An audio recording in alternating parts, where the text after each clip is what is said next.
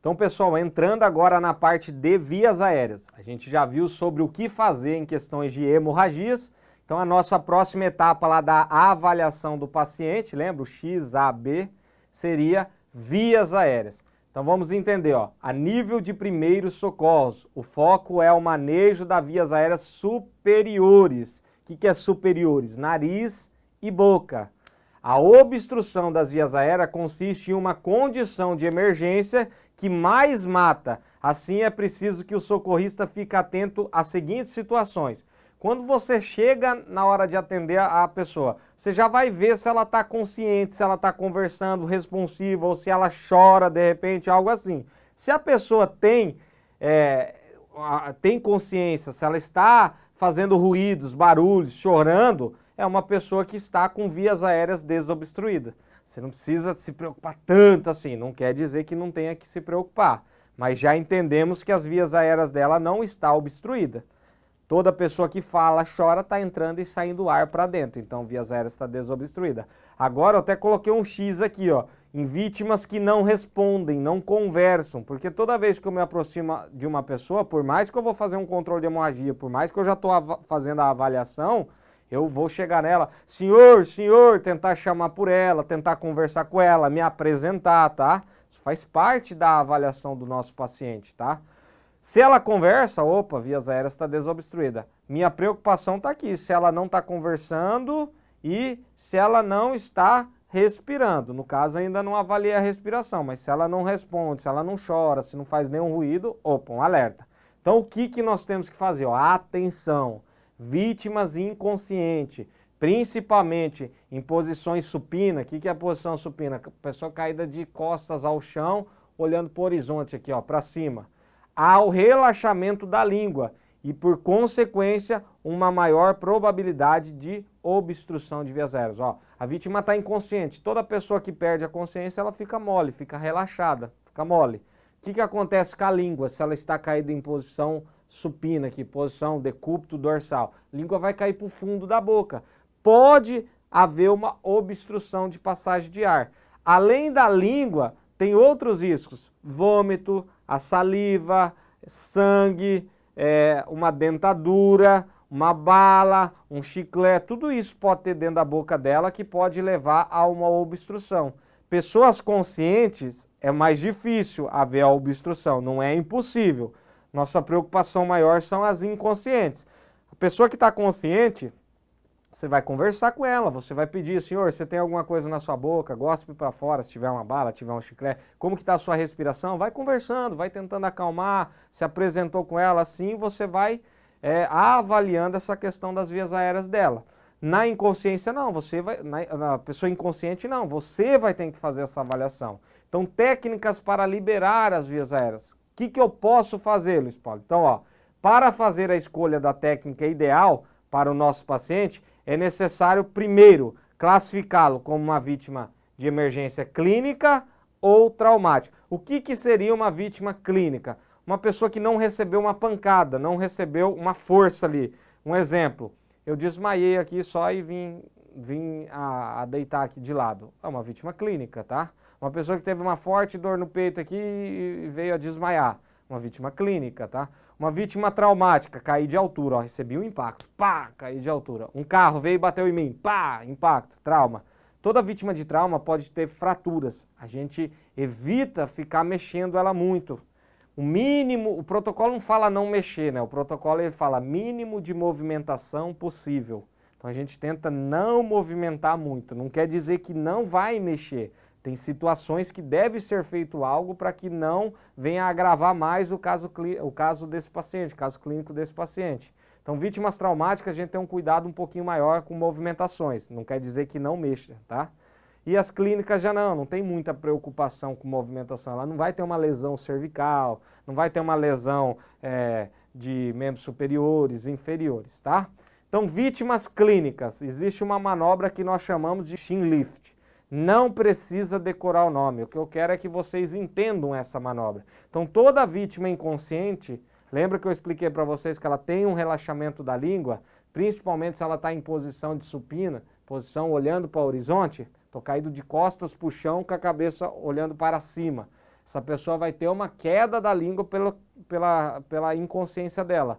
Isso vai levar a uma obstrução. Se a pessoa já está caída de lado, já está com a cabeça lateralizada, já não vai ocorrer essa queda da língua. A língua já vai estar localizado lateralmente da boca dela, então não vai trazer essa obstrução. Então, geralmente, vítimas que estão nessas posições aqui. Nós temos que fazer essa liberação, que é chamada de chin lift. Como que eu faço? Vítimas clínicas. Essa manobra mexe a cabeça um pouco. Me acompanha aqui na outra câmera que eu vou mostrar para vocês no boneco aqui, ó. Como que eu faço essa manobra de chin lift? Então, cheguei aqui no paciente, ó, senhor, senhor, senhor, ele não me responde, já observei, não tem nenhuma hemorragia, o que que eu vou fazer, ó? Liberação de vias aéreas. Uma vítima clínica que não recebeu nenhum impacto, nenhuma força aqui, que pode ter lesões, tá? Então, a chin lift é isso aqui, ó. Pega na testa do paciente, por baixo da mandíbula aqui, ó, com os 4 dedos, 2 dedos, e você vai inclinar a cabeça dele para trás. Você vai trazer a mandíbula para frente. A língua é presa na região da mandíbula, no fundo da mandíbula, então vai trazer a língua, vai livrar com que o ar consiga passar com facilidade. Próxima etapa que a gente ia fazer era checar a respiração, né? Lembra do X, A, B. Posso também fazer uma abertura, depois que eu liberei aqui, ó, fazer uma abertura e fazer uma inspeção oral. Tiver uma dentadura, tiver algo ali sólido, posso tentar pinçar e retirar, se possível, tá? Então essa é a manobra chamada de chin lift, usada em vítimas de clínica. Trauma, não se usa essa manobra porque nós temos movimentações de cervical, tá bom? Vamos voltar aqui para a TV e vamos entender a outra. Vítimas de trauma, é utilizado a manobra jaw thrust, tá? Essa manobra evita a movimentação da região cervical.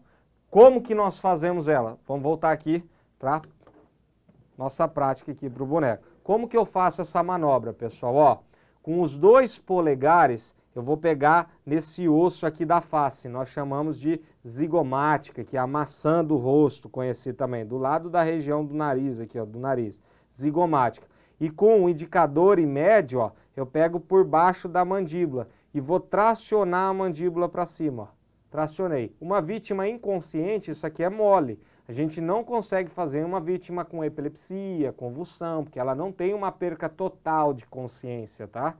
Então, é vítimas inconscientes, traciona a mandíbula. Trazendo a mandíbula para cima, você consegue elevar o suficiente a língua para que não venha a trazer uma obstrução. Após fazer essa manobra, você pode fazer uma inspeção oral, tentar abrir a boca, ó. Você pode também fazer assim, ó. Posiciona aqui, tracionou e com o polegar tu abre a boca do paciente. Então, abriu, faz uma inspeção, se tiver uma dentadura, se tiver uma bala, tiver algo dessas situações, você tem que fazer uma pinça e fazer a retirada. O objetivo da liberação de vias aéreas é facilitar a respiração do nosso paciente. Se o paciente já respira, estiver responsivo, conversando, muitas vezes não há necessidade de você fazer uma manobra de desobstrução. Geralmente é aquele xizinho que eu coloquei lá no início, são vítimas inconscientes e que não apresentam nenhum ruído, nada. Então nós temos que ter um alerta maior nesses pacientes, tá? Então lembra, controlou hemorragias, liberou vias aéreas. Próxima etapa é a checagem da respiração. Vamos voltar aqui e continuar aqui, ó. O que fazer após a realização de uma manobra de abertura de vias aéreas? Então a gente fez uma das manobras, fizemos chin lift ou fizemos a jaw thrust, que é a elevação da cabeça ou a tração da mandíbula. O que nós fazemos depois? Ó? Depois de realizar uma técnica adequada de abertura de vias aéreas, o VA significa vias aéreas, tá? Devemos inspecionar a cavidade oral, o que eu fiz, já expliquei para vocês, podendo fazer uso de uma lanterna para auxiliar a visualização. Caso encontremos um corpo estranho, CE vai ser representar corpo estranho, temos 2 possibilidades, ó. C, sólido, se o corpo estranho for sólido na cavidade oral da vítima, devemos fazer uma retirada com os dedos em pinça, ó, tentar pinçar.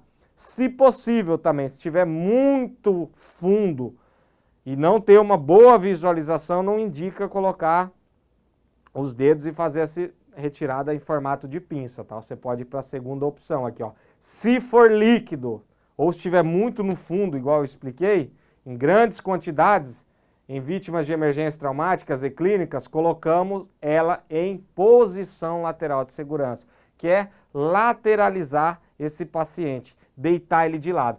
É considerado uma manobra de desobstrução de vias aéreas também, tá? Então, posicionar uma pessoa de lado também é uma desobstrução de vias aéreas, principalmente em questões que onde a obstrução é o líquido, é o vômito, é a saliva, é o sangue, às vezes a pessoa está com grande sangramento na região oral, uma vítima de trauma, né? Recebeu uma pancada muito grande na região da face e começou a ter grandes sangramentos, regiões nasais, regiões orais.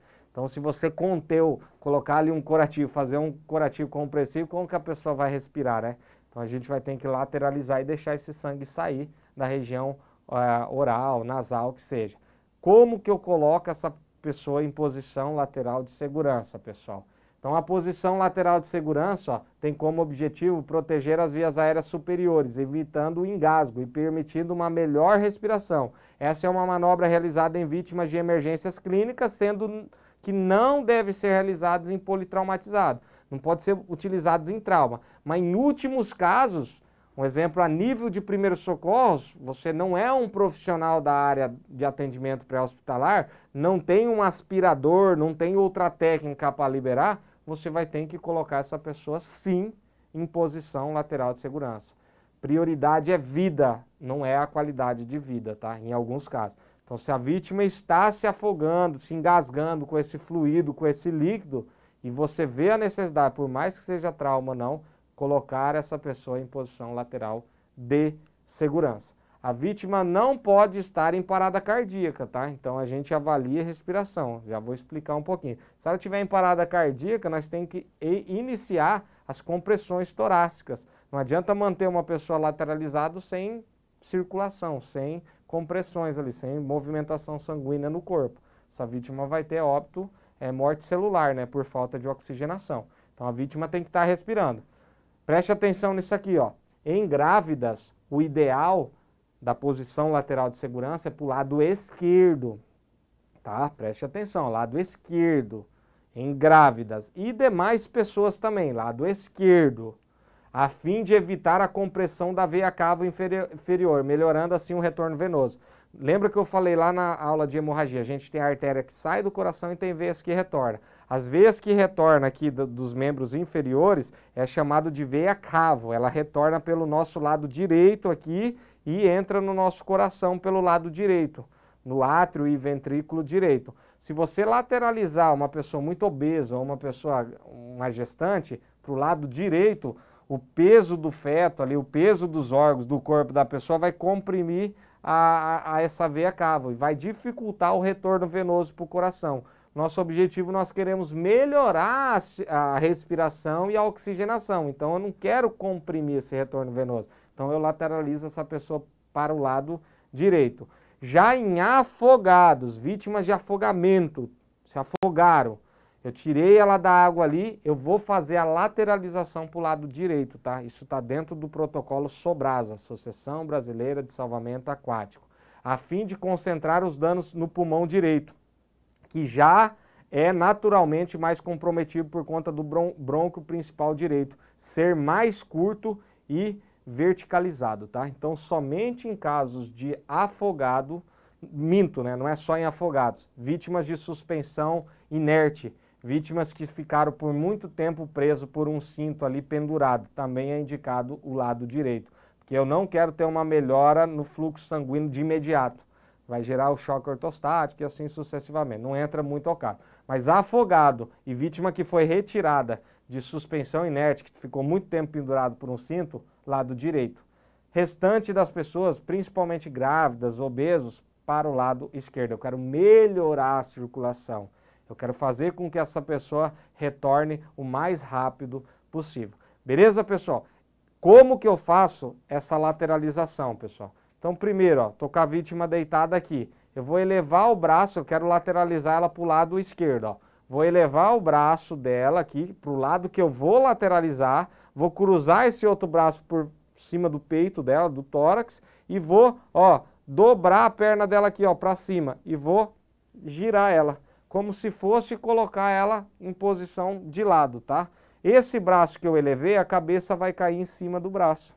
Então vai facilitar como se fosse um travesseiro, ó. E essa perna dobrada como uma escora, ó.